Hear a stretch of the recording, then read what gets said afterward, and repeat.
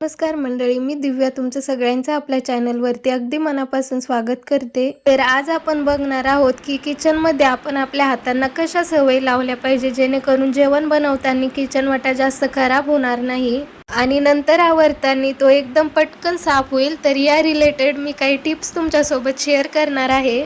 तर आपली सकाळची सुरुवात होते ती चहा बनवण्यापासूनच। आपण चहा बनवतो आणि पातीला असंच बेसिंग मध्ये ठेवून देतो। तर यामुळे काय होतं, आपण दुसरे जे भांडे टाकतो ना बेसिंग मध्ये, तर त्या भांड्यांना पण हे पत्ती लागून जाती। तर त्यामुळे तसं न करता पातेल्यातलं सगळं गाळण चाळणीने गाळून घ्यायचं आणि त्यानंतर मग हे गाळण तुम्ही तुमच्या डस्टबिन मध्ये टाकून द्यायचं आणि पातेलं असं ठेवायचं थोडंसं विसळून। यामुळे काय होतं, बेसिंग मध्ये जास्त पसाराही दिसत नाही आणि पातेलं घासायच्या वेळेस तेव्हाच घासून निघतं।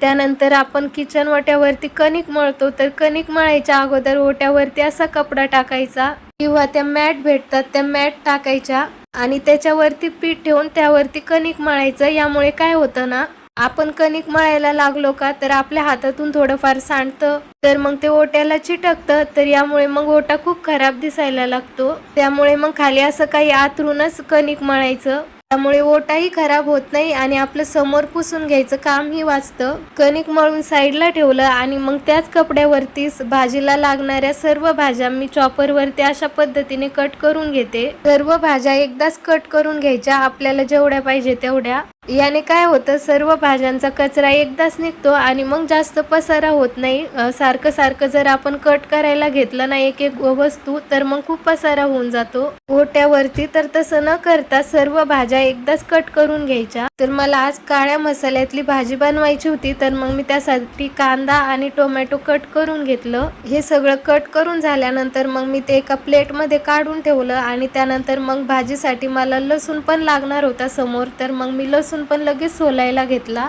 कारण मग लसूण सोलायच्या वेळेस पण मग खूप कचरा निघतो। आपण जर भाजी टाकायच्या वेळेस लसूण सोलायला घेतला ना, तर मग खूप गडबड होऊन जाते, तर आपल्या हातातून त्याचा कचरा इकडे तिकडे पडून जातो। त्यामुळे तसं न करता मग भाज्या कट करायच्या वेळेस पण भाजीसाठी लागणारा लसूण पण सोलून घ्यायचा। तर बघा, मी सगळ्या वस्तू अशा एकदाच कट करून ठेवते। त्यानंतर मग हा चॉपिंग बोर्ड तो तसाच नाही ठेवायचा बेसिंग मध्ये, तो पण लगेच धुवून काढायचा, त्यासोबतच चाकू पण धुवून काढायचा। आपण जर तसंच ठेवलं ना ते बेसिंग मध्ये धुण्यासाठी, तर खूप पसारा होतो आणि मग एकदमच खूप भांडे साचतात आणि ते घासायला आपल्याला बराच वेळ लागतो। त्यानंतर मग पोळ्या बनवायच्या वेळेस पण मी खाली कपडा टाकते, असा कपडा अंथरला ना खाली, तर पोळी लाटायच्या वेळेस पोलपाट पण इकडे तिकडे सरकत नाही आणि आपल्याला जे पीठ लागतं ना ते पण खाली सांडत नाही, ते पण ह्या कपड्यावरतीच सांडतं। पोळ्या करायच्या वेळेस आपण जर खाली काही अंथरलं नाही ना, तर आपल्याला जे पीठ लागतं ना पोळ्या करायच्या वेळेस, ते पीठ इकडे तिकडे सांडतं आणि ते खूप विचित्र दिसतं मग,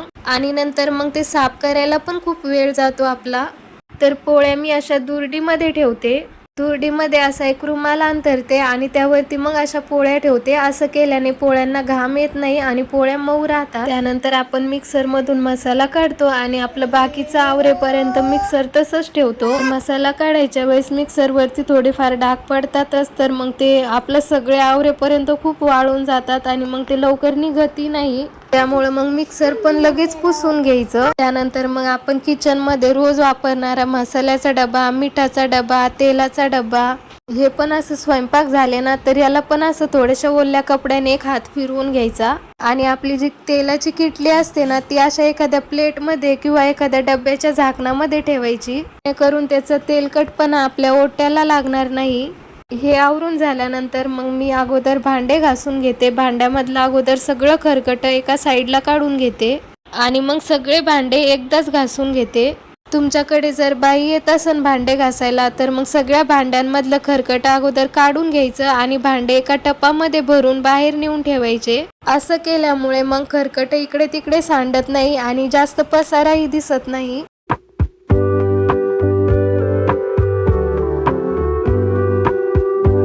त्यानंतर आपण जे जेवण बनवतो ना, भाजी भात, भाजी जर बनवली तर भाजी पण झाल्यावर एखाद्या बाउल मध्ये काढून ठेवायची आणि भात पण बनवलेला असेल ना, तर तो कुकर मधून असा काढून ठेवायचा छोट्या भांड्यामध्ये। असं केल्याने ओट्यावरती जास्त पसाराही दिसत नाही, नाहीतर मग ह्या गोष्टींनीच पूर्ण किचन वाटा भरलेला दिसतो आपला। आणि सगळा स्वयंपाक आवरल्यानंतर मग मी ओटा असा ओल्या कपड्याने पुसून घेते. ओटा पुसताना ना तर गॅसच्या समोरच्या स्टाईल पण पुसून घ्यायच्या, कारण आपण भाजीची फोडणी वगैरे देतो तर मग ते तेलकट त्यावरती बसतं. आपण असा कपडा खाली अंतरल्यामुळे ओटा जास्त खराब होत नाही आणि साफ करायला आपल्याला जास्त जडही जात नाही. आणि मग लगेच आपण हा खाली अंतरलेला कपडा रोजच्या रोज असा वॉश करून घ्यायचा आणि बाहेर वाळू घालायचा. त्यानंतर मग बेसिंग सुद्धा असं स्वच्छ घासून घ्यायचं, कारण मग आपण स्वयंपाक करायच्या वेळेस, भांडे घासायच्या वेळेस त्यामध्ये थोडंफार खरकट सांडतच. त्यामुळं मग बेसिंग पण असं स्वच्छ घासून घ्यायचं. त्यानंतर सोबतच मग आपल्या हाताला अशी एक सवय ठेवायची, हे सर्व घासताना नळावरती पण एक हात फिरवून घ्यायचा. आपण भांडे वगैरे घासताना आपल्या हात नळाला लागतात साबणाचे, त्यामुळे मग शेवटीला तो नळ पण स्वच्छ घासून घ्यायचा. सर्व घासून झाल्यानंतर मग साईडला जे पाणी असतं ना उडलेलं, तर मग ते असं वायपरने लोटून द्यायचं आणि बेसिंगचा एरिया पूर्ण असा कोरडा करायचा.